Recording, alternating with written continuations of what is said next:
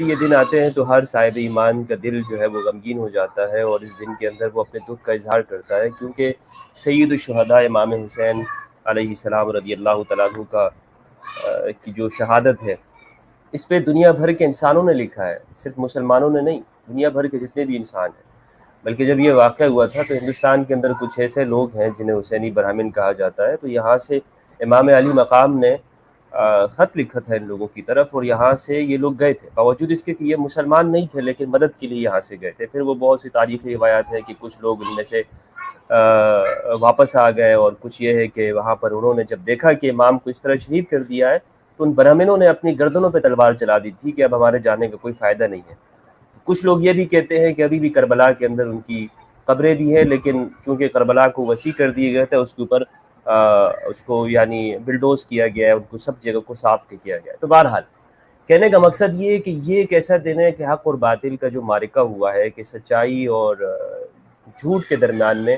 یہ ایک واضح کرنے والی چیز ہے، اس کو لوگوں کو بتانے والی کہ دیکھیں سچ یہ ہوتا ہے اور جھوٹ یہ ہے۔ اور اس سے ایک اور بھی چیز معلوم ہوتی ہے کہ ضروری نہیں کہ کوئی بھی شخص اگر اسلام کا نام لے اور اسلام کا لبادہ اوڑھ کے آئے تو وہ اسلام، اس کو ہم مسلمانوں کا نمائندہ سمجھ لیں گے۔ مثلا یزید بن معاویہ، یزید ایک صحابی کا بیٹا ہے، لیکن اس کے باوجود بھی جو اس کے کارنامے اور کرتوت ہیں، باوجود اس کے کہ اس کے مسلمان ہونے کے، باوجود اس کے کہ وہ اپنے آپ کو مسلمانوں کا خلیفہ بھی کہتا تھا، بادشاہ بھی تھا، لیکن اس چیز نے یہ بات واضح کر دی ہے کہ مسلمان ہر ایک وہ نہیں ہے کہ جو بظاہر کلمہ پڑھتا ہو زبان سے، جب تک کہ اس کا عمل اسلام کے مطابق نہیں ہوگا، کہ وہ انسانیت کے لیے نفع کا اور فائدے کا کام نہیں کرے گا، تو صرف زبان سے کلمہ پڑھنا نہیں ہے۔ ہمارے ہم لوگوں نے شاید یہی سمجھ لیا۔ تو بہرحال یہ جو واقعہ ہے اس پہ دلوں کو بڑا دکھ ہوتا ہے، اور ہر جو ضمیر ہے نا بھائی اسلام بھائی، جس کا بھی ضمیر ہوگا، زندہ ہوگا، تو وہ اس پہ غم کا اظہار کرے گا اور دکھ کا اظہار کرے گا۔ یہ اسماعیل بھائی نے بڑی اچھی بہترین باتیں کہی ہیں، میں اس پہ تھوڑی سی ایک کریکشن کرنا چاہوں گا۔ انہوں نے کہا کہ یزید کو ان کے والد نے خلافت دے دی۔ پہلی بات تو یہ ہے کہ ان کے والد خلیفہ نہیں تھے، ان کے والد جو تھے وہ بادشاہ تھے، اور خلافت جو ہے یہ امام حسن علیہ السلام کے اوپر اس کا اختتام ہو جاتا ہے۔ یہ حدیث کے اندر موجود ہے، آپ صلی اللہ علیہ وآلہ وسلم نے فرمایا کہ خلافت 30 سال تک برقرار رہے گی، اس کے بعد کاٹ کھانے والی بادشاہت ہے۔ اور یہ جناب معاویہ بھی کہا کرتے تھے کہ میں خلیفہ تھوڑی ہوں، میں تو بادشاہ ہوں، پہلا بادشاہ ہوں میں اسلام کے اندر۔ تو انہوں نے یزید کو کوئی خلیفہ نہیں بنایا، اور پھر ان کا اختیار بھی نہیں تھا کہ وہ یزید کو خلیفہ بناتے، یہ ان کا اختیار ہی نہیں تھا۔ اسلام کے اندر کسی شخص کو اختیار نہیں ہے کہ وہ اپنے بیٹے کو جا کے وہ بادشاہت آگے سونپ دے، بلکہ اس کام کے اوپر ام المومنین عائشہ رضی اللہ عنہا اور دیگر صحابہ کرام نے، عبداللہ ابن عمر نے جناب معاویہ سے اختلاف بھی کیا کہ آپ یہ کیا کام کر رہے ہیں۔ انہوں نے کہا نہیں، بس اب میں نے فیصلہ کر لیا تو اب تمہارا کام ہے اس کو مانو۔ زبردستی پھر ان سب صحابہ سے پھر یہ زبردستی یزید کے لیے بیعت بھی لی گئی، منوایا بھی گیا۔ اس میں یہ سارا کام ایسا ہوا ہے، فورسفلی ہوا ہے۔ آپ دیکھیں گے ہماری فقہ کے اندر ایک قاعدہ ہے کہ جبر کے ذریعے سے آپ اگر کسی سے کوئی بات بنوانا چاہیں گے تو وہ بات قبول نہیں ہوگی۔ امام مالک نے اپنے زمانے میں ایک فتویٰ دیا کہ طلاق بالجبر طلاق نہیں ہوتی ہے، یعنی اگر کوئی شخص کسی کو گن پوائنٹ رکھ لیتا ہے اور اس سے کہتا ہے کہ تم اپنی بیگم کو طلاق دے دو، تو امام مالک کہتے ہیں یہ طلاق نہیں ہوگی۔ امام مالک نے یہ فتویٰ دیا تھا، اور اس کی وجہ سے امام مالک کو خلیفہ وقت جو اس وقت تھا ابو جعفر منصور، اس نے مدینہ کے اندر امام مالک کو یہ سزا دی کہ آپ کو گدھے کے اوپر بٹھا کے آپ کا منہ کالا کر کے پورے شہر میں گھمایا تھا، اور آپ یہ کہتے تھے کہ لوگوں جو مجھے جانتا ہے تو جان لے، اور جو نہیں جانتا تو سن لو، میں مالک بن انس اصبحی ہوں۔ کس جرم کے اندر مجھے یہ سزا دی جا رہی ہے؟ صرف میرا ایک فتویٰ ہے، اور وہ یہ کہ میں نے یہ کہا ہے کہ زبردستی کی طلاق نہیں ہے۔ تو بادشاہان وقت اس زمانے میں جو تھے وہ اس چیز سے بڑے خوفزدہ رہتے تھے کہ انسانوں کو آزادی کی بات کی جائے، اور یہ بات کی جائے کہ زبردستی کوئی کام نہیں ہوتا ہے۔ اب اس بات کا، طلاق کی بات کا خلیفہ کے ساتھ، بادشاہ کے ساتھ کوئی تعلق نہیں تھا۔ امام مالک نے اگر فتویٰ دے دیا تھا تو اس پہ اس کو کیوں غصہ آیا؟ صرف اس لیے کہ وہ یہ جانتا تھا کہ اگر لوگ یہ بات سمجھ لیں، لوگوں کے دماغ میں یہ بات بیٹھ جائے کہ زبردستی اگر طلاق نہیں ہوتی ہے تو زبردستی بیعت بھی نہیں ہوگی،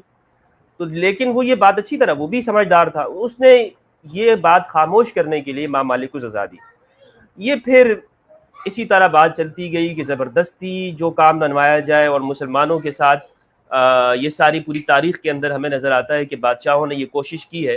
کہ زبردستی مسلمانوں سے ان سارے کاموں کو یعنی بیعت لینا، اور اگر وہ نہیں مان رہے تو ان کو شہید کر دیا جائے۔ تو واقعہ کربلا اسماعیل بھائی یہ چیز ہے آج سارے مسلمان پوری دنیا میں جتنے بھی ہیں وہ اس پر غم اور دکھ کا اظہار ہی کرتے ہیں. بالکل اور بالکل جس طرح کی المناک اور یہ شہادت ہوئی ہے، اس میں دیکھیں امام کوئی جنگ کرنے کے لیے نہیں نکلے تھے. اور آپ نے ایک بات اور کہی ہے اسماعیل بھائی، میں آپ کو اس جگہ پہ اس میں ایڈ کرنا چاہوں گا کہ کوفہ والوں نے بیعت توڑ دی تھی. اصل میں ہم نے نا لوگوں سے بہت کہانیاں سنی ہوئی ہیں، بڑی کہانیاں یہ لوگوں نے پھیلائی ہوئی ہیں، اور اس پہ ڈیٹیل اسٹڈی کرنے کی ضرورت ہے. مثلاً امام حسین، معاذ اللہ ہم شاید یہ بتا رہے ہوتے ہیں کہ امام اتنے سادہ تھے کہ انہیں کچھ پتہ ہی نہیں تھا، انہیں سیاست کا کچھ نہیں پتہ تھا، انہیں واقعات کا اور حالات کا کچھ علم نہیں تھا، اور وہ چلے گئے اور وہاں پہ معاذ اللہ گویا کہ کربلا کے میدان کے اندر پھنس گئے. یعنی امام علی مقام امام حسین جہاندیدہ شخصیت تھے، 56 سال کی عمر ہے، اور پھر امام علی کے ساتھ جو سیاست کے بعد یعنی سیاست کا جو ہے وہ ایک امام بھی آپ کہہ لیں امام علی علیہ السلام کو، کہ ان کے ساتھ وقت گزارا، صفین اور جمل کی ساری چیزیں دیکھی، صحابہ کے اختلافات دیکھے امام حسین نے، اور مدینہ کے اندر آقا علیہ کریم صلی اللہ علیہ وآلہ وسلم کے بچپنے سے آپ ساتھ رہے ہیں. تو ہم امام حسین کو اتنا اس طرح پیش کرتے ہیں کہ بس وہ وہاں پہ چلے گئے، ان کو حالات کچھ پتہ نہیں تھا بے شک. اور ایسا ہو گیا. تو امام علی مقام کو سب کچھ معلوم تھا کہ یزید مردود جو کرنے والا ہے وہ کر لے. اسی لیے آپ دیکھیں امام جب نکل لیتے، جب لوگوں نے منع کیا تو امام نے کیا فرمایا تھا؟ امام نے فرمایا کہ میں لم اخرج اشرا ولا بطرا ولا مفسدا ولا ظالما، میں کوئی شرارت کے لیے، کوئی فساد کے لیے، کوئی ظلم کے لیے نہیں نکل رہا ہوں، میں اس لیے جا رہا ہوں کہ اپنے نانا کے دین کے اندر اصلاح کر لوں، اور لوگوں کو ارید ان امر بالمعروف ونہی عن المنکر، لوگوں کو امر بالمعروف کروں اور نہی عن المنکر کروں. یہ امام علی مقام کو سب معلوم تھا، اور یزید کہ اس ساری صورتحال سے واقف تھے کہ یزید نے کس طرح دین کو بدل لیا. جو اسماعیل بھائی آپ نے کہا نا کہ یزید نے وہ ننگا ناچ اور یہ ساری چیزیں، یہ سب ہماری کتابوں کے اندر موجود ہیں. جی امام جی حسین کے فضائل بھی ہیں، اور امام حسین اصحاب کسا میں آتے ہیں. شاید ہم لوگوں کو بہت کم معلوم ہو کہ اصحاب کسا وہ افراد ہیں، وہ 5 افراد ہیں جنہیں رسول اللہ صلی اللہ علیہ وآلہ وسلم نے چادر میں لے کے فرمایا کہ پروردگار ان کو اللہم اذہب عنہم الرجس وطہرہم تطہیرا، پروردگار سبحان ان کو پاک و پاکیزہ کر دے اور ان سے ہر طرح کی میل کو دور کر دے. سبحان ام المومنین ام سلمہ رضی اللہ تعالیٰ عنہ فرماتی ہیں، سنن ترمذی کی روایت ہے کہ جب یہ آیت نازل ہوئی، آیت مباہلہ بھی اور آیت تطہیر بھی، قرآن میں 2 آیات کریمہ ہیں. سورہ سبحان احزاب کے اندر ہے، آیت تطہیر اس کو کہتے ہیں، انما یرید اللہ لیذہب عنکم الرجس اہل البیت ویطہرکم تطہیرا. اور آیت مباہلہ سورہ آل عمران کی ہے. تو جب یہ نازل ہوئی تو ام المومنین فرماتی ہیں کہ اس وقت سرکار دو عالم صلی اللہ علیہ وآلہ وسلم میرے گھر میں تھے، آپ نے دعا علی و فاطمہ و حسن و حسین فقال وجل لهم بکسائی، آپ نے علی کو بلایا، حسن حسین اور سید مخدومہ کائنات خاتون جنت فاطمہ الزہرا سلام اللہ علیہا کو بلا کر آپ نے چادر اڑائی اور آپ نے فرمایا پروردگار یہی میرے اہل بیت ہے اور ان کو پاک و پاکیزہ کر دے. سبحان اللہ، ان کے فضائل ہیں، ان کے مراتب ہیں. امت نے ایسے لوگوں کو نفوس قدسیہ کو شہید کر دیا.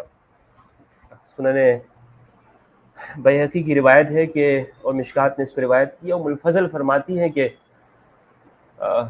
آپ صلی اللہ علیہ وآلہ وسلم کو جب میں نے گود میں حسین رکھا تھا تو آپ نے فرمایا کہ جبریل ابھی آئے اور مجھ سے کہا کہ میری امت آپ کے اس بیٹے کو قتل کر دی. آپ صلی اللہ علیہ وآلہ وسلم روتے تھے. اور سنن ترمذی کی روایت ہے، یہ بھی ام سلمہ سے ہے، فرماتی ہیں کہ آپ صلی اللہ علیہ وآلہ وسلم کو میں نے خواب میں دیکھا، اور اس دن کہ جس دن یہ کربلا کا واقعہ ہو گیا تھا، دوپہر کا وقت تھا، میں خواب سے بیدار ہوئی اور میں نے دیکھا کہ آپ صلی اللہ علیہ وآلہ وسلم خواب میں آپ کے چہرے سے گرد و غبار ہے. تو میں نے کہا یا رسول اللہ آپ کی حالت کیوں ہے؟ آپ نے فرمایا کہ میرے بیٹے کو شہید کر دیا گیا، میں کربلا کو بھی میں نے دیکھا. یہ امام حسین علیہ السلام کے ساتھ جو کچھ ہوا، یہ اتنی آسانی کے ساتھ اور اتنی جلدی نہیں ہو گیا کہ یزید ملعون وہ جانتا تھا کہ اس کا بہت برا اثر ہو سکتا ہے، لیکن اس کی تربیت اور اس کا خاندانی پس منظر اس بات کی گواہی دیتا ہے کہ ان کے ہاں تاریخ میں اس طرح کی چیز موجود ہے کہ اس کی دادی نے، ہندہ نے، جناب حمزہ رضی اللہ تعالیٰ عنہ کا کلیجہ چبایا تھا، اور وہ سارے اس کو اپنے خاندانی وہ سارا پس منظر معلوم ہے. تو امام حسین رضی اللہ تعالیٰ عنہ جب کربلا میں تھے، ایک ایک کر کے جب شہید ہوتے گئے تو آخر میں امام حسین، کسی کی ہمت نہیں پڑتی تھی کہ امام حسین کے قریب جائے، کسی کی ہمت نہیں پڑتی تھی. اور امام حسین یہ تو اتنے بدبخت ہیں اموی، ایک ایک کر کے تو انہوں نے مقابلہ نہیں کیا کسی کا بھی، غول کے غول بھیجتے تھے کہ جا کے لڑو حسین سے. اور جب امام علی مقام کی گود میں جناب عباس رضی اللہ تعالیٰ عنہ ان کا جب سر تھا نا، تو امام حسین نے کتنی غربت کے اندر یہ جملہ ارشاد فرمایا. مسافری کو آپ دیکھیں نا اسماعیل بھائی، جی فراد بھائی، آپ یہ دیکھیں جملے کو کہ یہ دل کانپ اٹھتا ہے. خدا کی قسم جب میں یہ سنتا ہوں میرا دل، میرا سینہ وہ کرتا ہے کہ یہ خون کے آنسو ہوتا ہے. جب جناب عباس آپ کی گود میں تھے تو آپ ان کے چہرے سے خون پونچھ رہے تھے، اور آپ نے کہا عباس، اللہ اکبر، آپ نے کہا عباس آج میری کمر ٹوٹ گئی ہے، آج میری کمر ٹوٹ گئی. بڑی غربت کے اندر، الان انکسرت ظہری وقلت حیلتی وشمتت بی عدوی، میرے دشمن خوش ہوں گے مجھ پہ. اور سب سے پہلے امام علی مقام نے اپنے سب گھر والوں، سب اہل بیت کو جو بھی ساتھ تھے، سب سے کہا کہ چلے جاؤ. عباس سے کہا چلے جاؤ، عثمان ان میں ہے، عثمان سے کہا چلے جاؤ،